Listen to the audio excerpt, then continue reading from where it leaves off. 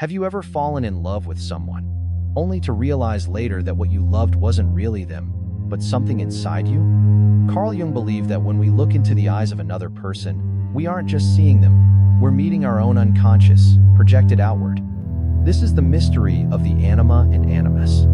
The secret figures living inside your psyche, shaping every crush, every heartbreak, and every impossible fantasy. And the truth is, your attraction may have less to do with the other person and everything to do with the image you carry inside. Jung's discovery. In the early 20th century, Swiss psychiatrist Carl Gustav Jung was obsessed with the question, why do people fall hopelessly in love with the wrong person? Jung noticed that patients and even his own friends would describe a feeling of fate or destiny when meeting someone. They weren't just meeting a stranger, they were meeting the hidden face of their own unconscious. Jung called these inner figures anima to the feminine soul image inside every man, animus to the masculine spirit image inside every woman. These figures are not random. They are built from culture, childhood experiences, parental relationships, myths, and deep unconscious archetypes that stretch back thousands of years. The projection of desire.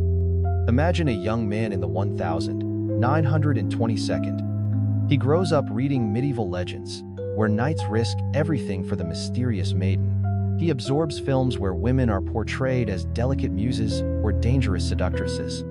He also watches his mother caring, nurturing, sometimes critical, shaping his earliest model of femininity. Now, as an adult, when he sees a woman with certain gestures, certain expressions, something inside him ignites. It feels like magic, but in Jung's view, he's not truly in love with her. He's in love with his own anima projected onto her face. This explains why love can feel irrational, almost supernatural. We aren't falling in love with the person. We're falling in love with our own unconscious image, a mirror we carry everywhere. Archetypes in culture and myth. When Jung introduced these ideas, the world was fascinated by psychoanalysis. Freud had already shocked Europe with his theories about repressed sexuality, but Jung went further. He argued that attraction wasn't just about biology or childhood trauma. It was about archetypes, universal symbols living in the collective unconscious. Think of how ancient myths are filled with pairs of opposites.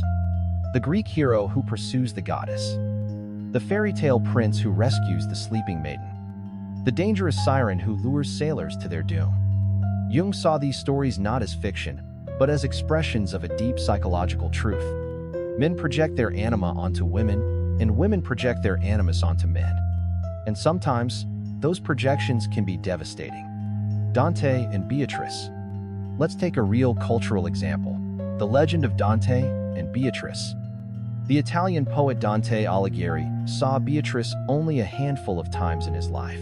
They barely spoke, yet for him, she became the very embodiment of love, beauty, and even divine wisdom. In the Divine Comedy, Beatrice literally guides Dante through the heavens. She isn't a real woman anymore.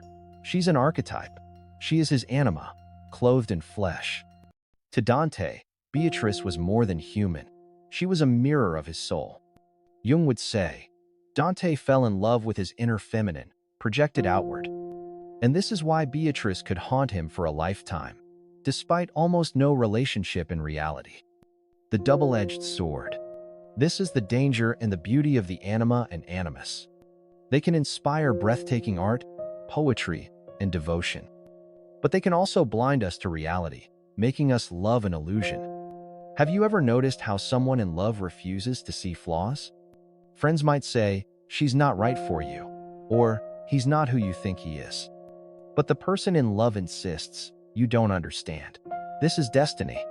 That's the anima or animus at work, turning ordinary people into archetypes, gods, or devils in our imagination. Closing reflection. So here's the first lesson. When you fall in love, ask yourself, are you truly seeing the other person?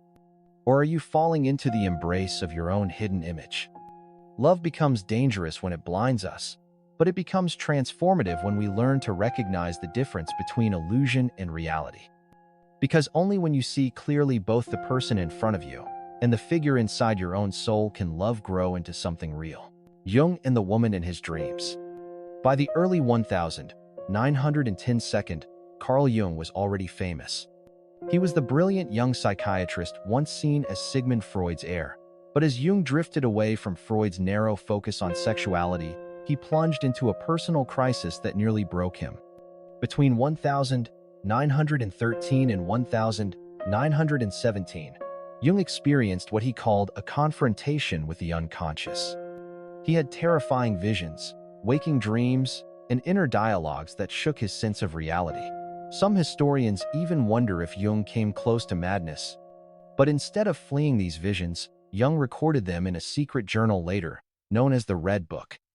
And within those pages appeared a mysterious feminine figure who would change everything. Salome, the Anima.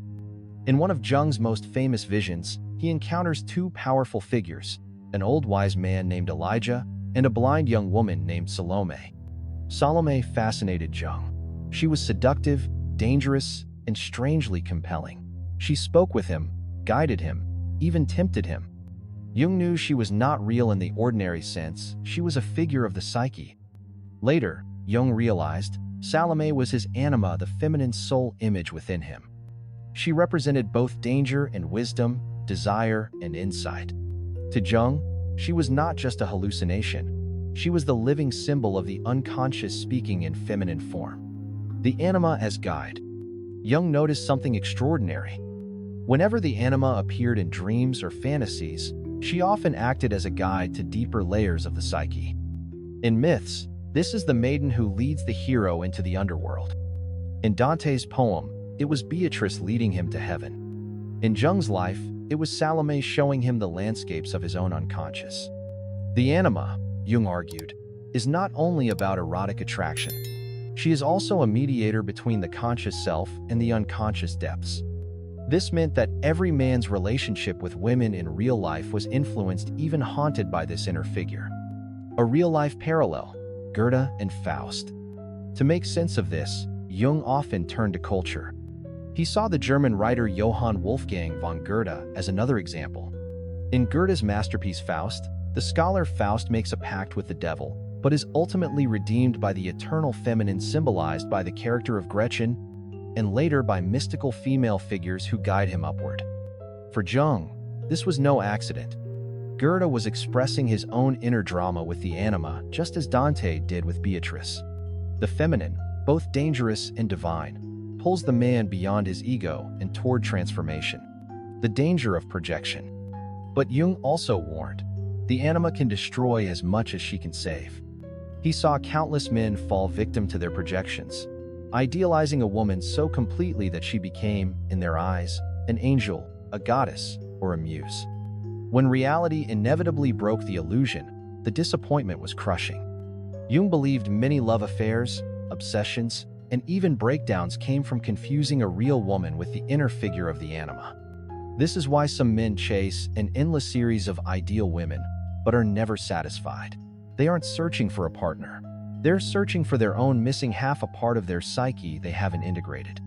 Jung's own conflicts. Even Jung himself wasn't immune. His relationship with Sabina Spielrein, a brilliant young patient who later became a psychoanalyst, was intense, emotional, and deeply complicated.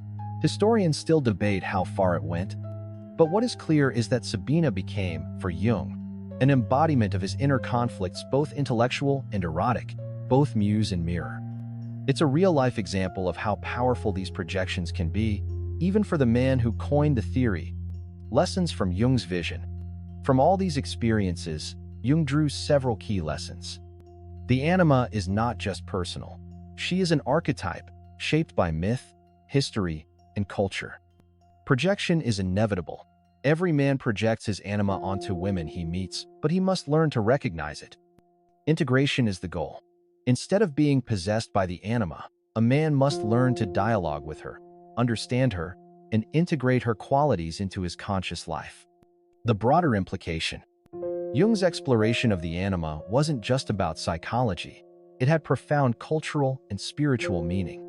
He argued that our inner feminine or masculine opposite pushes us to grow.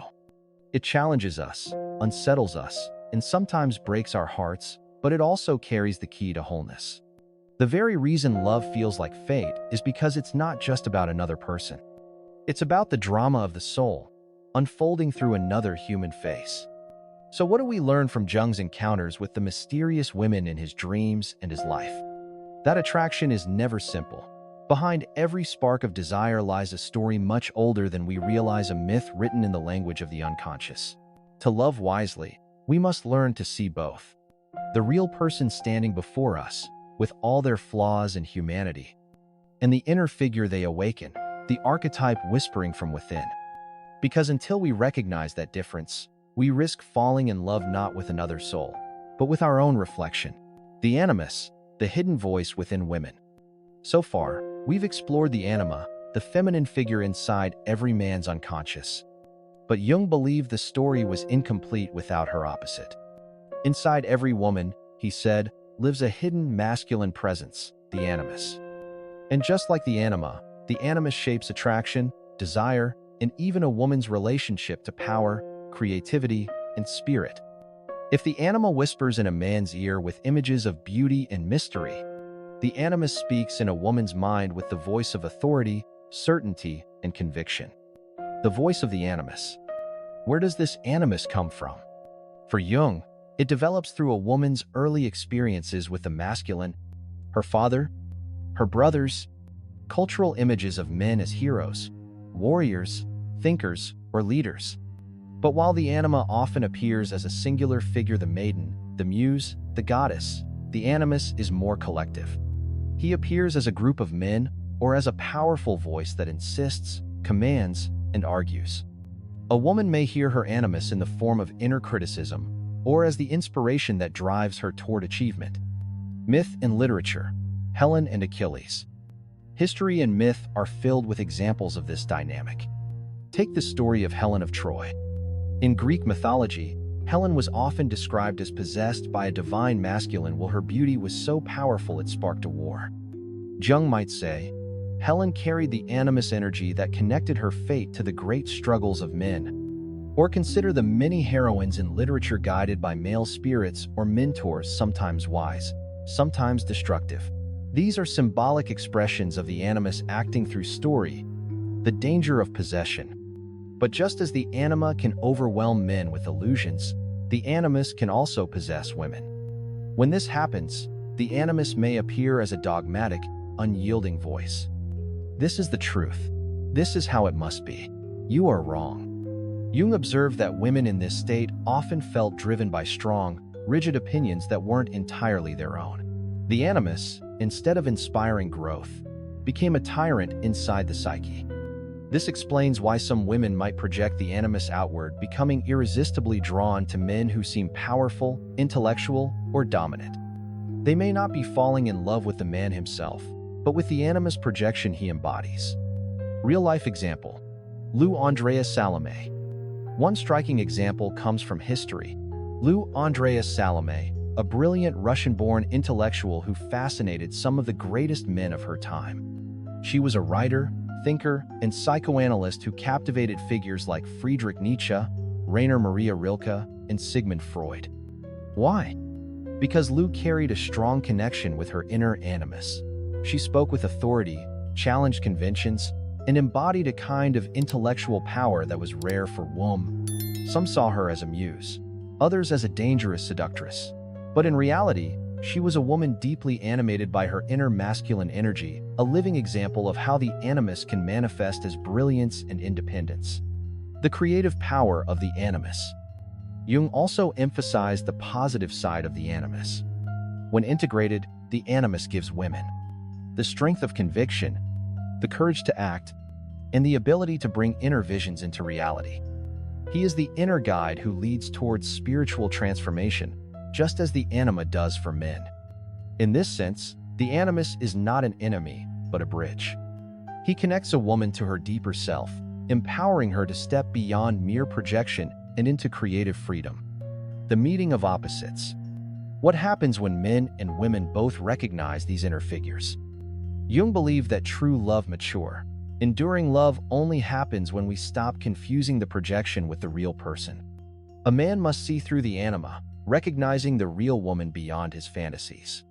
A woman must see through the animus, recognizing the real man beyond her projections of power or authority. Only then, Jung said, can two people meet as whole beings, not as illusions chasing illusions. Look at the patterns in culture. The countless romances that burn hot and collapse. The myths where men are destroyed by sirens, or women ruled by phantom voices. The art and poetry that blossoms from impossible loves. All of it points back to the same truth. Attraction is never just between two people. It is also between the conscious self and the hidden soul image within. So, here is the final lesson. Every time we fall in love, we are not only meeting another person, we are also meeting a part of ourselves. The anima and animus are not enemies, they are teachers. They lure us, deceive us, inspire us, and break us until we finally learn to see them for what they are, mirrors of the soul. And when we stop mistaking the mirror for reality, we unlock a deeper kind of love, one that embraces both the mystery of the other and the truth of who we really are.